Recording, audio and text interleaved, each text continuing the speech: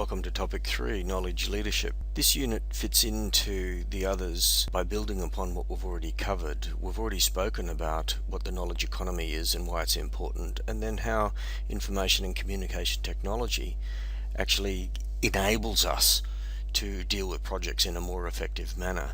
And then we talk about knowledge leadership, which is about the relationship between knowledge leadership and how that will enable us to be more creative and innovative and have better projects as we go. So we're 3/4 of the way through. We're building as we go, and your experiences so we're building as we go. So the first two topics inform the third topic, which then informs our ability to bring it all together in creative and innovative ways.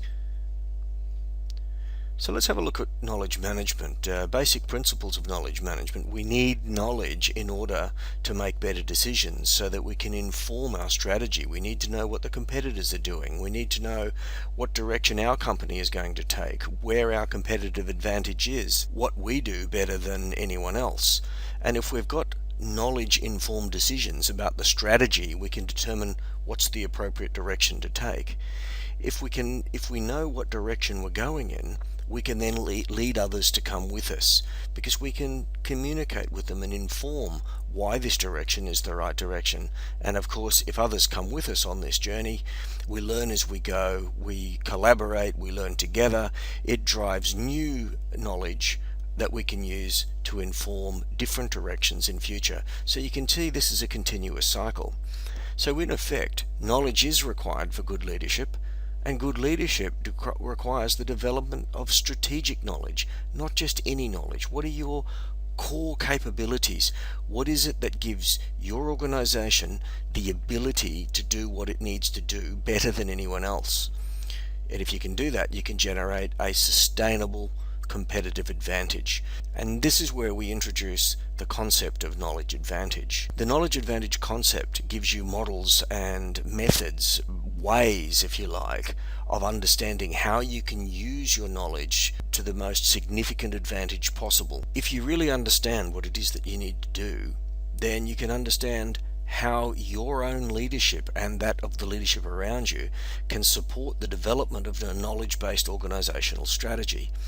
Projects for the sake of projects can be for anything, but projects that are aligned with the organizational goals and are the strategic priorities help you to generate a knowledge advantage. The more projects that you do that make sense to those that are working with you, the more they're inclined to follow you. And of course, you're not a leader if you don't have followers. A leader is not the person at the top of the organization. A leader can be anywhere in the organization where other people willingly follow them. Once we've understood why knowledge and leadership go hand in hand, we can then start to explore how the relationship between leadership and knowledge can help improve our advantage by developing our culture, by improving our commitment and support of others. As a leader, we champion what is going on rather than do the tasks ourselves. Of course, we must be prepared to do it because we are a role model.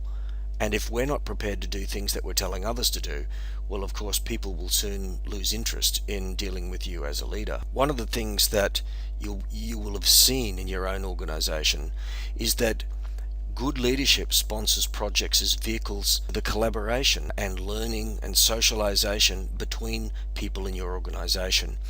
Good leadership develops trust. It builds communities of people who like working together because they know they're doing meaningful work for the right reasons in the right way. If you as a leader are pulling these things together through the cycle that we started this video with, you'll soon optimize the knowledge creation and transfer. You'll go through cycles.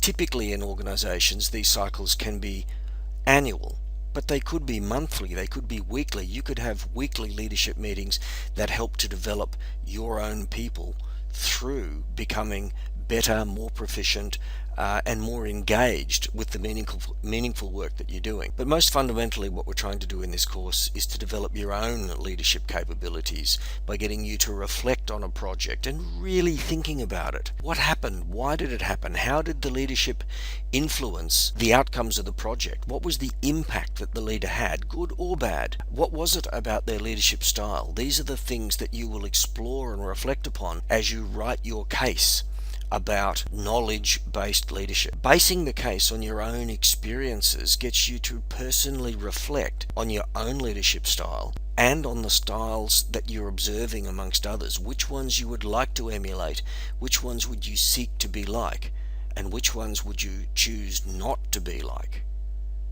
When you've written this case and thought about these things, when you've done the readings, you will fundamentally understand how knowledge is so important to leadership and how important leadership is to get the transfer of the right knowledge to the right people.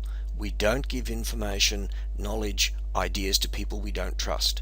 As leaders, it's up to us to create the environment where that trust is built so that the knowledge transfers between all of the right people at the right time so that we can make better decisions and be more effective.